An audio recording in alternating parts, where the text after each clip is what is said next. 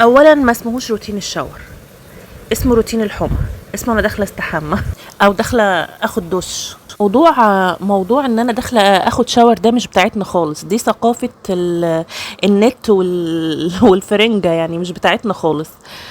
بصوا بقى، انا هقول لكم اصول الدش الحقيقي او الحمى الحقيقي اللي على اصوله، اللي كلنا اتربينا عليه وكنا بنعمله في بيوتنا.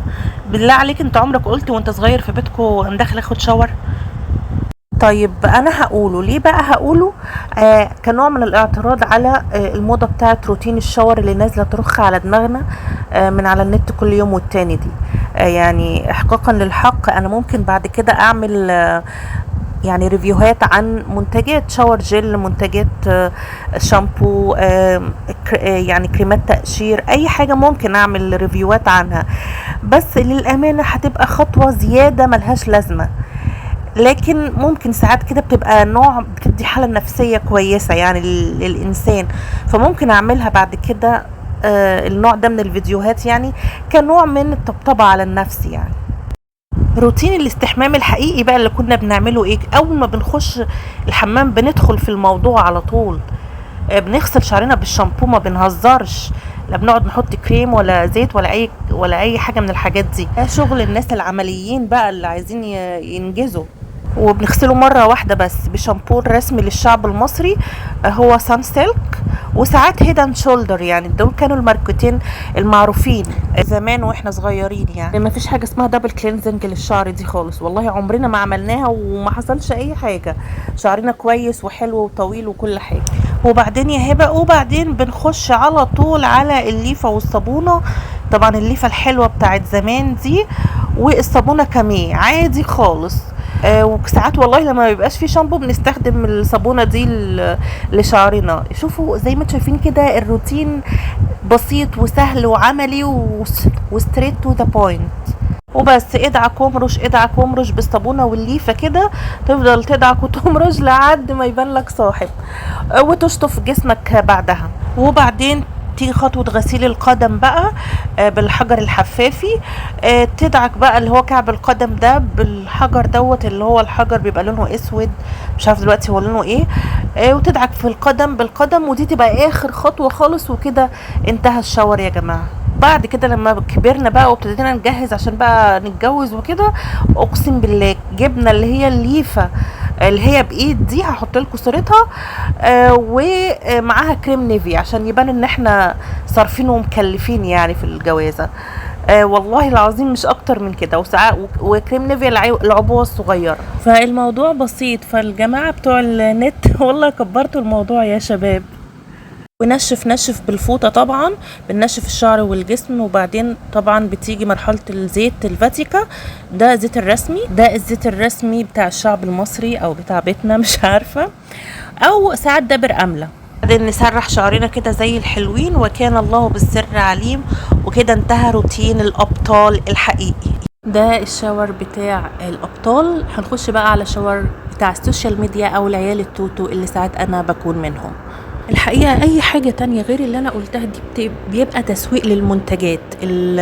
التاجر أو المسوق بيلعب على حتة إنه المستهلك أو البنات عموما بيحبوا إنهم يبقوا يعني جمال، وإن هم بيحبوا يشتروا منتجات العناية. فهي نقطة منها تسويق للمنتجات، ونقطة تانية منها يعني معلش ستات بتحلق على جوزها، يعني اللي هو خايفة يطير بره بتشتري منتجات كتير بتقصقص ريشه، يعني بدل ما يبعزق الفلوس لا هاتها بعزقها انا بالامانه، انا بكلمكم بالامانه يعني. فاي حاجه غير اللي انا قلتها دي مصاريف زايده ملهاش لازمه بصراحه. لكن خلينا نشوف الناس بتقول ايه. هم ابتدوا بالشامبو، لا انا هعلي عليهم بقى وهبتدي بحمام الكريم. قبل ما بتخش الحمام بتعملي حمام كريم اي نوع، في ده من كيرتس تقريبا، ده تقريبا كان ب11 جنيه. وعموما السوق المصري مليان، يعني يختار الكريم اللي يعجبك. تسيبي حمام الكريم، طبعا دي طريقته ان انت بتسيبيه على شعرك مثلا 10 دقايق، ربع ساعه، تلت ساعه. في الفتره دي بقى لو انتوا عاوزين بقى روتين بقى بجد 700 خطوه، خدي عندك بقى، انا هعلي على بتوع السوشيال ميديا وهقول لك اغسلي اسنانك. سيجنال منزله انواع جديده حلوه، بس اللي انا جربته هو ده من ديبيور اذا نطقته صح. حلو قوي وهتشوفوا تأثيره من اول مرة. وانا كنت عملت اوريدي عنه شورت فيديو. وبعدين هتغسلي رجلك بالحجر الحفافي قبل ما تخشي. ايوه هتغسلي رجليكي قبل ما تخشي، لان يمكن الرجل هتحتاج شوية خطوة زيادة علشان ننعمها، على اعتبار انها الاكثر يعني عناء واستهلاكا اثناء النهار يعني. فبنغسلها الاول بالحجر الحفافي، بنغسلها كويس جدا، لان احنا بناخد الشاور وفي الاخر بنزهق فبنطلع ممكن ما نستعملش الخطوه بتاعه الرجل دي. عشان كده اعمليها قبل ما تخشي. وجوه هيبقى في خطوه كمان بالنسبه للرجل. بعد كده بنغسل شعرنا من حمام الكريم، وفي الخطوه دي هنغسله مرتين على حسب اراء بتوع السوشيال ميديا واللي انا مش مقتنعه بيها. اي نوع من تريزيمي حلو، وكمان هيدن شولدر علشان تنضفي كويس من حمام الكريم، بين قوسين طبعا، كمان هيبقى حلو. وبعدين هتغسليه كمان مره بشامبو انا بستخدمه دلوقتي، حلو قوي قوي وبيطول الشعر، ده من سانسيلك لشعر كثيف وطويل، ده بالبيوتين حلو قوي. وحيث اننا بقى ابتدينا في التسييق والغسيل، هنغسل وشنا طبعا بغسول. انا برشح ده النيم من ميلانو بالنيم والكركم، حلو قوي. هو شويه ممكن يكون بيشد البشره بس بينضف حلو. وبعدين تغسلي بغسول بيرطب شويه، اللي هو زي ده مثلا من بوبانا بالهيالورونيك اسيد. ممكن تكتفي ببوبانا بس لو مش عايزه تغسلي وشك مرتين. تفتكروا ان انا خلصت روتين شاور الموسوسين اللي انا بقوله ده؟ لا لسه، ده احنا لسه هنقشر الجسم سكراب. واحلى سكراب في الحياه سوب اند جلوري، ده بادي سكراب جميل وريحته خيال يا ناس. عايزين حاجه مصري ستاركي طبعا، ما فيش يعني احسن من كده. في منه انواع كتير، اختار اللي يريحك. وممكن تستخدمي الليفه المغربيه دي برضو كسكراب عادي، هي ممكن تكون بتعمل تقشير، واستخدميها مع الصابون بتاعها، ده من بوبانا برضو، ده صابون مغربي او اي نوع برضو انت عايزاه، مش مشكله. بعد كده بقى هنبل جسمنا وهنغسله بالصابونه والليفه، اي نوع بقى، من مثلا دي البان الدكر كويسه، في دي برضو بيقولوا عليها حلوه. دي بقى اللي انا برشحها، RM صابونه حلوه جدا، موصفه لي من دكتور وسعرها 35 جنيه.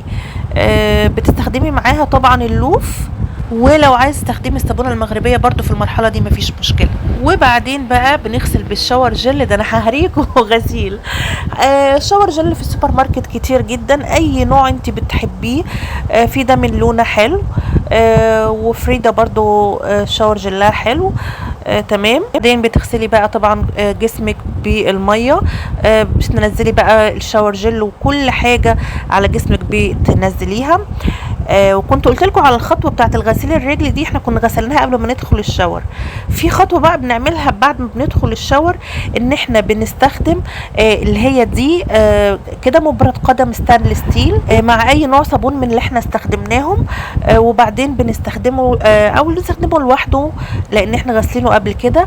ده حلو قوي وبينعم جدا جدا. لما بتعملي باديكير بيستخدمه بينعم جدا، سحر. وخرجتي من الحمام وعلى خدك خوخه كده بقى، بتنشفي وبعدين بتحطي مزيل العرق والبارفان بتاعك. في المزيل ده من نيفيا ب95 جنيه. في اختيارات كتير، في ده من ريكسونا، يعني اختاري اللي انت عايزاه. ولو ان مضادات التعرق دي يعني حاجه مش صحيه، ما انصحش بيها قوي يعني.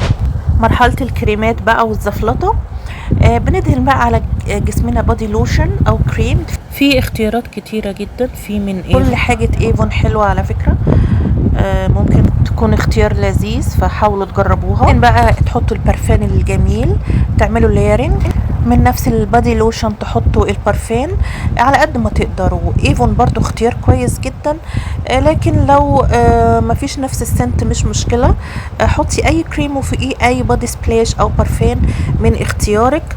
جونسون بتاع الاطفال ده، يعني هو بحس ان عشان فيه كحول ما يناسبش الاطفال، فممكن تستخدميه انت حتى على البيلو على المخده. في ده من اوسم برضو حلو. الهير اويلنج بقى، في بقى طبعا بعد ما بتخرجي بتحطي شعرك كريم على شعرك كريم او زيت زي ما انت حابه. في ده من فاتيكا، ريحته حلوه.